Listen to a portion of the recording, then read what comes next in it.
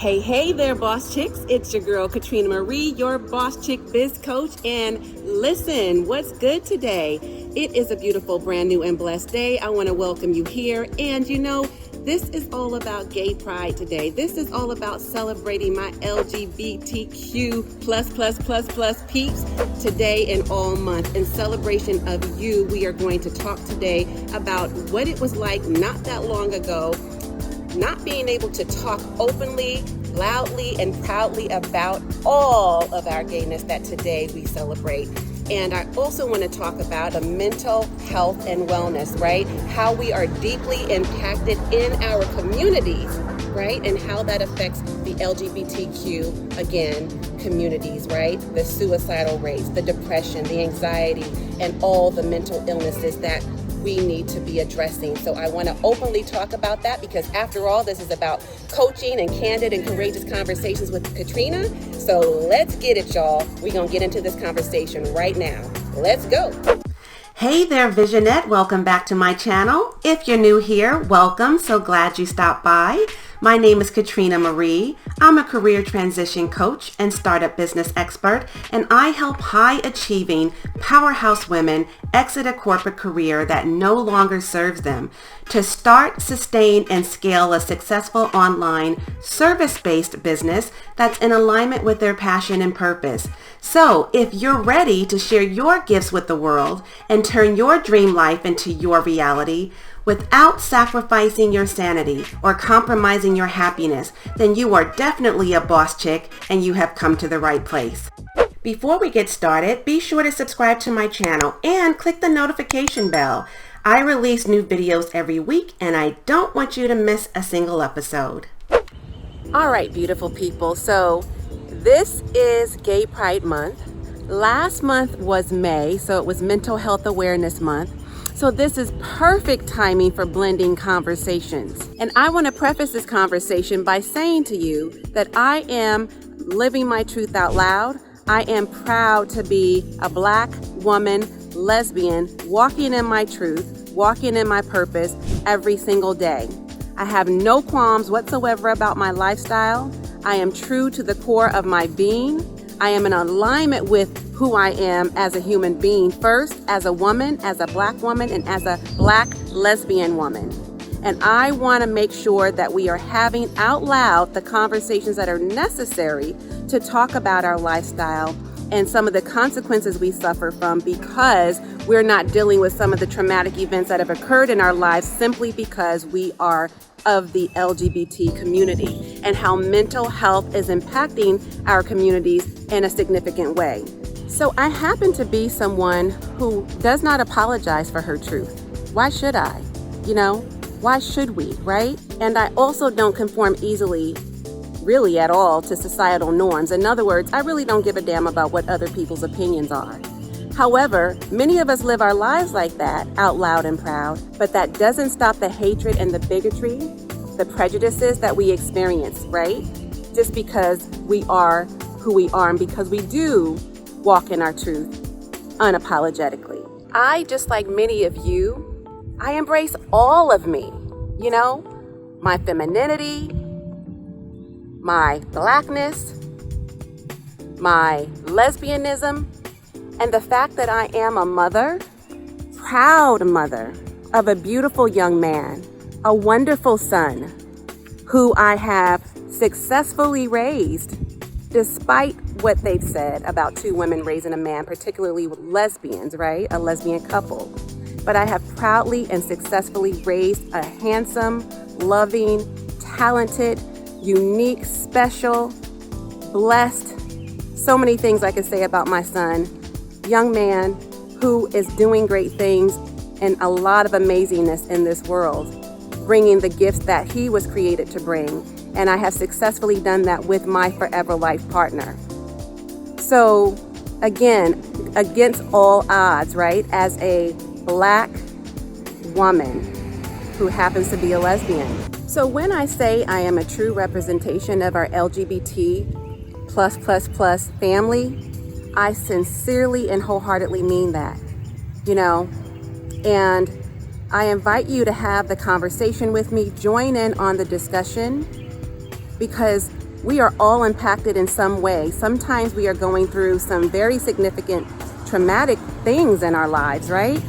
So I want to be really real, really raw, really relatable, and talk about things that are relevant, issues that are relevant, controversial issues that we need to be candid about and courageous about and have the conversations out loud. I care a great deal about what's going on in the background, what's going on in our households, what's going on in our communities, what's going on locally, nationally, globally, right? On a bigger scale. But I also want to make sure we're not suffering in silence and we're talking about the things that are bothersome to us, that is detrimental to our health and overall well-being. And that is the conversation I want to get into today. Now remember, when you come to this channel right here, you are coming in to have real, relatable, and relevant conversations, real talk, talking about real issues, right, that are relevant to your situations, so we can get into radical action and do what it takes to make necessary change. So let me just forewarn you, okay? I do not do any sugarcoating or dancing around the truth on this here channel, okay? No ma'am. What I do is give it to you straight, no fluff, okay? So let me just forewarn you and let's be really clear. That means I don't just give you the business on your career or the business on your business, right? We got to talk about the whole you, right? We've got to talk about what's really going on behind closed doors, the truth of what's going on behind the scenes, right? That's what's going to be important to talk about. What's really going on behind our households? How is it affecting us mentally? How is it impacting or affecting our souls, right? What is it that is going on in our lives is keeping us up at night? That is what's going to be important to talk about. So if you thought you were coming back to my channel for me to give you just the business, oh no, hunty, we don't do that here on Candid and Courageous Conversations with Catrina, okay? We do coaching sessions and we do truth and transparency, and I will always inject some truth and transparency into this weekly, delicious, and dynamic dialogue. That is what makes my recipe so tasty and keeps you coming back for more, keeps you coming back for more and more and more. Yes. So, as we are building our empires, my queens, we also have to openly discuss the things that are going down in the background, okay? We've got to talk about the things that keep us up at night, and we have to stop suffering in silence. Because the reality is we are medicating with things, we are trying to medicate the pain that we are feeling inside, right? That we are not openly discussing about, we're not going to therapy for, we're not talking to our pastors in the churches, or we're not going to a friend or a family member or a colleague or someone we feel close to discuss what's happening. So we're medicating with food, drugs, liquor, sex, retail therapy, hoarding, right?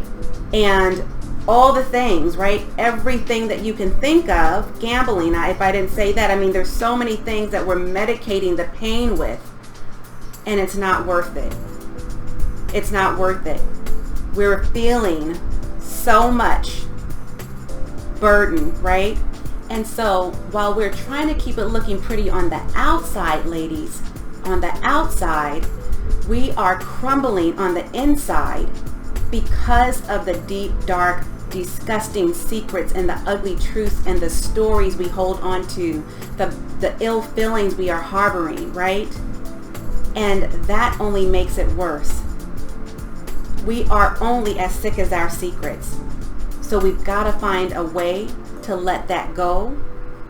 And that starts with dealing with the truth the right way. The reason why we are burying our secrets inside of ourselves so deeply is because we've been taught to not be comfortable with exploiting our truth. We've been taught to not disclose it to a shrink, right? I mean, now in these days, more people and our people are going to seek therapy. Thank you, God, right? But it wasn't always that way. And for some, I mean, the stigma is heavy, especially in the African American and Hispanic communities, right? We know that to be true. We deal with everything between us and our Creator, right? Us and God, and whatever is going on in our household behind closed doors. And that is really problematic. We are afraid of being labeled, and we don't like to really deal with the truth all the time. When the mirror is held up to us, we don't want that to reflect whatever is going on in our lives to reflect badly on us. So we remain silent. But by remaining silent, you betray yourself. No one else. I want you to think about that for a minute. Simmer on that for a moment. So we've got to get to a place where we stop feeling the guilt, the embarrassment, and the shame around mental illness. And we've got to be okay and get comfortable with having these conversations with others who are going through similar challenges, similar struggles, right? Who have experienced some of the same pains and horrific events that you have gone through, perhaps. People who are further along than you, who have also carried those same burdens but healed through their pains the right way, got the help, got the support that they needed, right, to get through the recovery phase. And now they can talk to you from a different place because they have gone through that healing and grievance process. And I want that for you too. As a licensed professional registered nurse, health and wellness educator, and mental health advocate, and a survivor of domestic violence, domestic abuse, I am obligated to you to give you a huge dose of truth and transparency. Why? Because it's important to me and should be important to you for you to be able to make informed decisions and to be able to determine what your next best course of action is, so that you can reach out to somebody who cares, especially for those of you who are in need of professional help. Okay?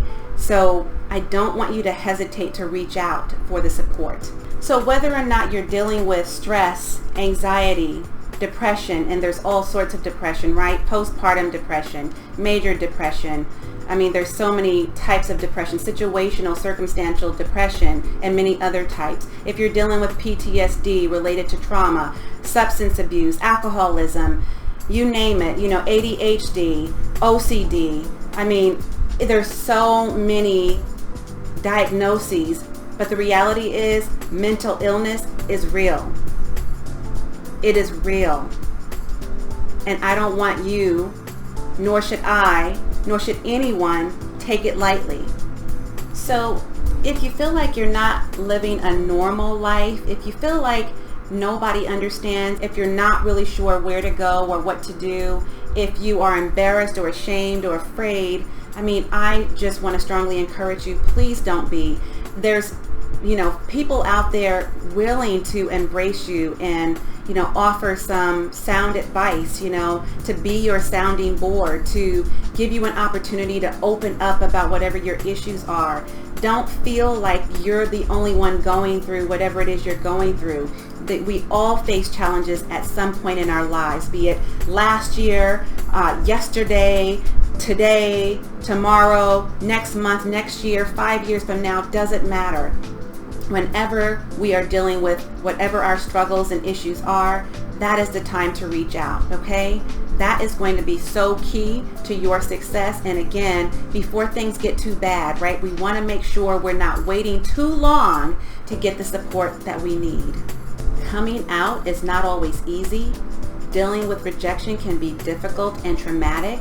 And as a result, there's higher risk for homicide and suicide and homelessness.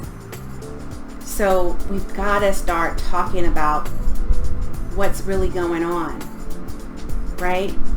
What is deeply, deeply ingrained in our souls, the things that we have kept buried for so long. I cannot emphasize that enough. So I want to share with you that I came out to my mom as a teen. I was 16 years old, but I did not come out to the rest of the world, and I did not start living my life out loud as a lesbian until I was about 23 years old. Why? Well, because truthfully, I was still grieving and healing and going through the healing process, the grievance process, right? From some very traumatic events that occurred in my life at an early age. That should never occur to anyone in a lifetime. And also because I did not want to experience the ridicule that I know was eagerly waiting for me from those who could not wait to judge, those who could not wait to make my life miserable, those who were going to verbally and perhaps physically attack me in the most vicious way possible. And quite frankly, I just wasn't ready to live my life openly, out loud, and I wasn't totally proud of being a lesbian. I was just coming into knowing who I was and identifying with even being gay. Like I knew, but I didn't comfortably live in my truth, is what I'm saying. Rumors were already spreading. People were asking 100 million questions, looking at me sideways, saying some real nasty things. Okay, it wasn't pretty. It just really wasn't.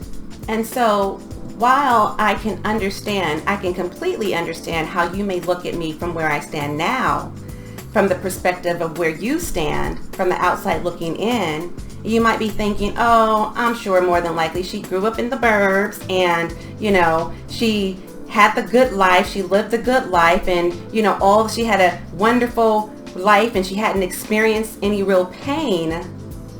You may be surprised to learn that I grew up in the hood. Oh yeah, a sister girl grew up in the hood. I know what it's all about. The ghetto, okay? Of the ghetto. Trust me when I tell you. And I was bullied as a child, bullied all the way through my teenage years, all the way through my adult life, in my relationships and domestic violence. Also in the workplace, I experienced harassment, discrimination, retaliation. So yes, it followed me for a long time. Now, don't get it twisted. A sister girl will get up in your face and pop up off the mouth, and I will be in your face in a New Jersey minute, and I have much to say. Okay, so you cannot treat me now the way you did then. But I was different then, right? And I've never been a fist fighter. Like I've never fought with these, but be sure to know, be really clear and understanding. I packs a punch with this. But that took years to master. See, what you have to understand is back then, in the era I come from, now I know I don't look that old, okay, but I'm up there in age. Being gay back then was different than it is today. Definitely nowhere near as acceptable. I was 20-nothing years old, okay, very naive in many ways. At 24, I packed up all my things, left my hometown, moved from my family to get an anonymous start because I was in such a toxic relationship and the environment was toxic and it just was so many things going on. Too much for me to handle, too much for my son to handle, and he needed a healthy environment, and I decided to give us an anonymous healthy start. It was sad between me and my family because we are so tight-knit. So for me to leave and go all the way across country to be with the love of my life was like a sad, bittersweet moment. But at the same time, it's what we needed at that time. And by the way, being down south, especially at that age, okay, because the world was mine as far as I was concerned. Being down south in my prime years, I call them my prime years, my younger prime years, OMG, it was so ass backwards, okay, I can't even tell you. But I digress. Moving on and getting back to what we were talking about. My son, like I said, he was young, 2 years old going on 3. I had to do everything I could to protect him. He was starting to experience some regression from the things because he had a big adjustment to make, right? A lot was happening so quickly in his young years. He was subjected to things that I failed to see because I wasn't paying attention to all of the details in my life because of where I was mentally, because of how busy my life was at the time. And I felt something that was off but didn't quite place what it was. I didn't know why he was fully affected the way he was, and I didn't address those issues immediately as I should have because I was neglecting my own needs, and I could not attend to his or tend to his needs in the way he really needed me. So I neglected his as well. Knowing now today what I didn't know then, I definitely needed to be in many ways a better mother, and I could have mothered better had I gotten the help I needed. Do you follow me? Do you see how this works? So it is truly a domino effect. My son started showing signs of being bullied, and trust me, I know, again, I've been bullied through most of my years, right? So I definitely know the signs. I know what it looks like. I know what it feels like. I can sense it. He started to articulate that. He started to withdraw and isolate himself. So I understood that he was going through what I did, and I wasn't having it. And I needed to fix that, because I did not want a repeat episode of my life. I didn't want him to experience the things that I went through. And I was willing to do everything at all costs to make sure that didn't happen. I didn't always do a very good job at that though. Again, because I had some missing links that I needed to deal with, right? And I wasn't getting the support that I also needed. We both really needed the therapy. Needless to say, no, I did not loudly and proudly announce that I was gay, nor did I sound the alarm or write it across my forehead or hold up a poster sign or advocate for myself or put it on a billboard or anything like that. I, just like many of you, I kept it quiet. I kept my truth silent. Okay? I kept it silent and I kept it safe. But who was I really betraying? Me, myself, and I. Burying deeper. Suppressing those feelings, those emotions that were coming up for me that I needed to talk out loud to someone about. And again, I didn't have the outlets that mattered, or I didn't utilize them because I didn't know my resources, right? I didn't know really, aside from my mother, which, by the way, she was a great mom, but she couldn't fix everything, and she didn't have a psychology background, and she didn't know the science behind and the rationales behind why and the what and the, she didn't know how to put all of that together. She didn't know how to piece all of my broken parts back together than through her love, a mother's love. But I needed so much more than that, right? Most of us do. You see, the problem with not telling the truth, the problem with not living your truth, is that it causes a ripple effect in your life. It affects other areas of your life in ways you could not imagine. And the reality is, when you don't address those issues early on, before they really become a bigger problem and overtake your life and becomes an even bigger issue, it starts to trickle into other areas of your life. It starts to spill over in other areas of your life at the most inconvenient times when you least expect it. Not even understanding why things follow you, why situations keep showing up, why you keep these repeated events keep playing out in your life. It's because you hadn't dealt with it yet. At the time, my outlets really were music. I love singing. I love writing, especially poetry. I love writing lyrics, writing songs. And I became an avid reader. I decided the more that, I was picked on and bullied, the more my head went in the books. I decided to be smart and understand the power of words. And I wanted to just create a different life for myself. I knew that I was more. I craved more. I needed more. And I was going to get it no matter what. At all costs, I grew a hunger for it. And those were my outlets. But truth be told, I really did need professional help. I did. I didn't see it then, but in hindsight, and hindsight is 2020, I really know now that I needed the help then. We're just starting to get to that place and be able to even talk out loud about mental illness in our communities, right? Now it's okay to talk openly about going to see a therapist. But back then, heck no, hell to the no, I'm not going to see no shrink. What you mean to tell me you're getting ready to pay typically a white man, not even a woman back then, a white man, a total stranger, to go sit on his couch, pay him to tell him, this perfect stranger, all your business? What? Oh no, you can sit right here on my couch, sweetie, and I'll give you some advice for free. Because back then, all that mattered and all I knew, what I grew up knowing, is that black people didn't go see no shrink.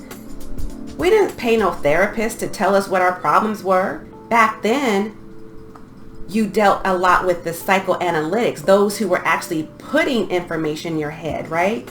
Putting information in your head and twisting things around and making you believe a thing that wasn't true until you actually believed it was.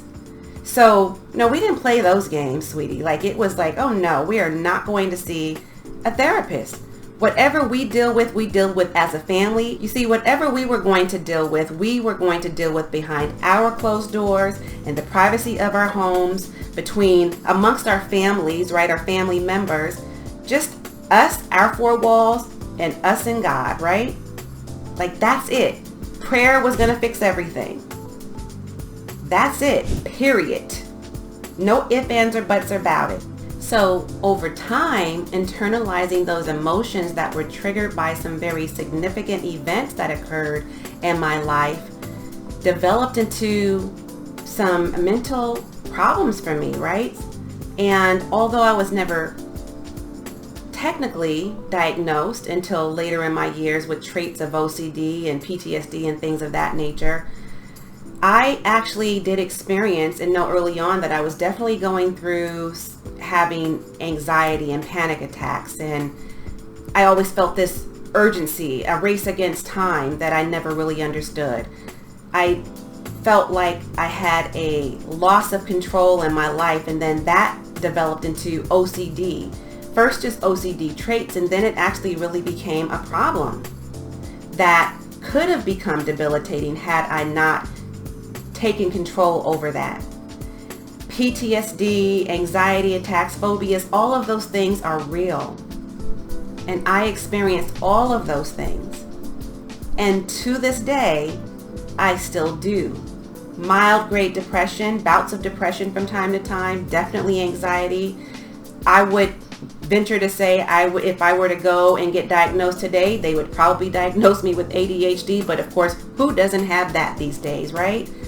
The reality is they can be controlled, they can be managed, and no, they don't have to be managed or controlled with medication only. There are lots of things you can do to relieve yourself of these symptoms of the diagnoses that you might actually have, right? Or signs that you might be showing might not actually be one of those diagnoses that I've named. But definitely, there are things you can do therapeutically to effectively deal with what's going on with you right now. What I can tell you is that by not addressing those issues early on, when the signs were there, when red flags were there, it negatively impacted areas of my life that I had no idea it would. My relationships with my family members, with my son, and with my significant other, with myself, my commitment level, those kinds of things, like just things that would be important for me to understand, to make the connection. But because I didn't do the kind of soul searching I really needed to, didn't even know how, I just stayed busy with my life, right? I busied myself to the extent that I didn't allow myself to always feel and experience what the emotions were that were coming up from me and connecting them to what happened to me in my life. So that is where it became problematic. Eventually, I did get the support that I needed, but a lot later than I should have. But I was able to learn how to grieve properly and to heal my pains from the inside out. And that is my biggest hope for you. That is my biggest takeaway for you today, is that you will not continue to suffer in silence when there are so many resources that are readily available to you. You no longer have to go through this alone. You never had to. None of us ever had to. So I am here to encourage you, to beg you, to urge you to get the help you need so that you can start to feel like you are living a normal life again.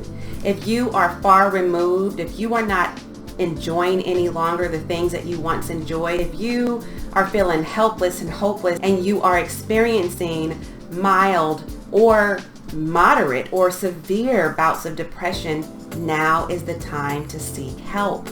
So here's the thing. In order for us to get to the bottom line of creating a successful business and a successful life, in order for us to create that generational wealth and build a memorable legacy, one that we can live within and one that we can leave behind long after we're gone, right? In order for us to reap those benefits, we got to get to the bottom line of and in alignment with our soul, because we're trying to get to the dream by sacrificing our sanity, sacrificing our souls, and compromising our happiness. And no amount of money, no wealth, no financial means whatsoever is worth that. Real wealth starts with your health. So you have to take care of you mentally, physically, spiritually, to get to the financial benefits that you will reap when you take care of you. First, second, and last. Always. So trust me when I tell you, I know where you are. I feel your pain. I've been right where you are. I know maybe not the exact experience or the exact situation, but I certainly can relate. And so if you or somebody you know are in need of professional help, sometimes you just need help from someone you know, someone you love, someone who cares about you, someone to just listen, a shoulder to cry on, someone to guide you, support you, be a sounding board for you. That's cool too. If you've got that kind of support, by all means, take advantage of it. But if you're not sure where to start and you really do feel that you need some serious help before this turns into more than you bargained for, then please do reach out to the LGBTQ National Help Center. They can offer you the support and guidance you need or direct you to the appropriate parties who can. And I want you to take that seriously. Now, I do want to put in a little bit of a disclaimer here because I mentioned earlier in this video that I am a registered nurse. As such, I am not your healthcare provider, okay? You have to be connected with a healthcare provider, your primary doctor, your specialist, whomever it is that you're seeing right now. They are the ones who knows whatever diagnoses you have, whatever your medical conditions are, whatever your medical history is, your family history. I know nothing about you. We do not know each other personally. I am just suggesting and strongly urging you and encouraging you to get the support you need if you are going through any of what I've described in this video so far. And by no means should this message be misconstrued to mean that I am giving you any sort of medical advice. This is not any substitution for whatever you might be experiencing. So I am just going to say you will need to reach out to your personal healthcare provider or some professional at a clinic if you don't happen to have one, okay, in order for you to get the help that you need right now. All right, ladies, so if you've been enjoying coaching and candid and courageous conversations with yours truly, moi, Catrina Marie, then listen, continue to come back and be sure to invite your business bestie. Show me some love. Give me a thumbs up, a heart, like, share, comment, subscribe, and don't forget to hit the notification bell so you don't miss a single episode. Be sure to connect with me on social. Stop by and say hi. You can find me on all things social media, Instagram and Clubhouse at One Shared Vision, and everywhere else at Shared Visions by Catrina. You can find the link in the description below. And if you are struggling in business right now because of some aspect in life that's not quite going well, and you find that you're feeling stuck, feeling stagnant, feeling paralyzed to move, not making progress, you're ready for help, you are committed to your transformation, and you're ready to reach out and get the support you need and hire a business coach, now is the time. I want to invite you to a business breakthrough discovery call session that is complimentary, no cost to you. Let's start the dialogue, let's have the conversation and see how I can best support you. You can find the link below in the description, or you can click here or here, I never know which side, right here in the, not the card, but the banner up there. All right? So do that for me right now. And lastly, I definitely want to offer you one more gift, and that is inviting you to join us in our webinar, right? I want you to watch our 7 simple steps to starting your dream business while working a 9-to-5. This is going to give you the exact strategies we use to transition from our 9-to-5 to start our business, one in which is in alignment with our passion and purpose. So I invite you to watch that webinar. I also invite you to join our group, the C-Suite Movement, if you need the additional support, want to establish a strong sisterhood, network with other women of like minds, and really just build genuine relationships. The C-Suite Movement is where it's at. I can't wait to see you there. All right, ladies, I'm going to tune out while you tune in, but as always, and until next time, I am wholeheartedly in this journey with you. Bye for now.